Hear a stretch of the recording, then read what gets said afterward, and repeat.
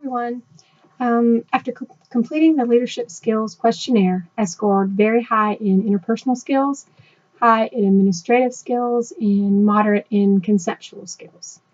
The skills that I highlighted from Chapter 7 are controlling, coordinating, directing, staffing, and planning, all of which I think fall in line with interpersonal skills, except the latter, planning, is more administrative. Planning decides what needs to be done for the day, month, etc. Once the goals are set, staffing can be adjusted accordingly by seeking out more or cutting staff depending on the predetermined goals. Once the staff is in place, strong interpersonal skills come into play when directing, coordinating, and controlling the staff accordingly in order to reach the goal. I don't really like the word controlling, but the book defines it as more controlling of activities in accordance with plans than controlling of people.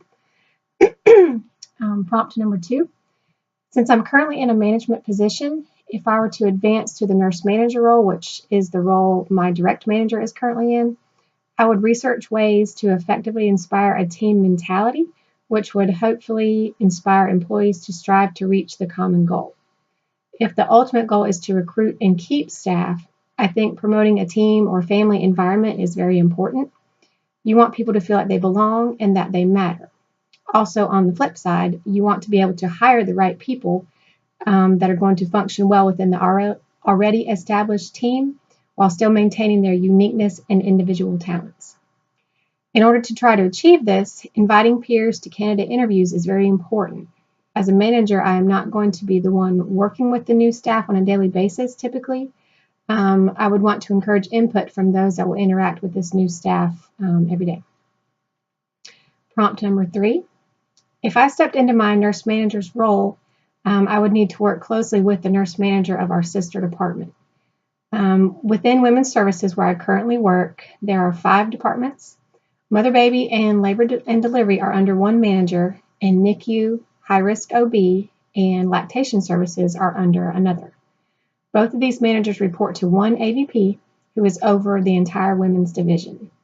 In order to help my AVP achieve the goals of the division and the organization, I would need to not only keep my staff focused on the goal, but also support the other nurse manager in her efforts to achieve the goal as well. Prompt number 4. I think I would and do prefer a vertical organizational structure. Based on the organizational chart that I found, my current facility works within a vertical organizational structure with the CEO at the top of the pyramid, which gradually broadens as you go further down the administrative ladder. Despite the multi-levels of authority, I like having direct access to my manager. In a vertical structure, the manager has fewer subordinates and they themselves only report to one manager. I think it allows for a more direct line of authority or chain of command. In a horizontal structure, staff doesn't have as much access to their manager due to the wide span of control. I think the downside of a vertical structure is the potential for communication distortion, because of the many levels that a message has to go through before meeting its target audience. Based on the definition of a transdisciplinary versus interdisciplinary care model, as defined by the article that I found, my current setting employs a mix of both models. In a transdisciplinary approach, the team not only shares the same goal, but also shares the same treatment plan regardless of the discipline.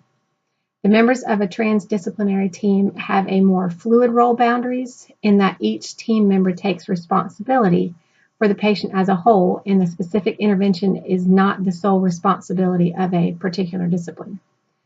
The interdisciplinary team model is based on an overlap in sharing of goals and skills across treatment team members.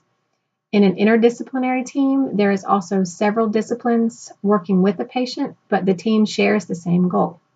For example, I work in Mother Baby, where one of our goals is to have our patients exclusively breastfeed, meaning if they start off breastfeeding, it is our goal to keep them only breastfeeding at discharge.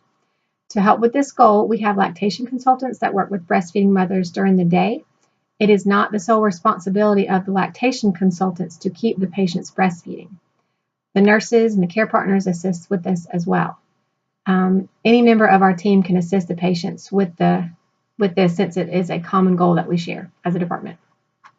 However, on the flip side, if case management is working with the patient and is helping establish discharge resources, a lactation consultant would not assist the patient with this goal per se. They would then refer the patient back to case management or to the primary nurse, rightfully so.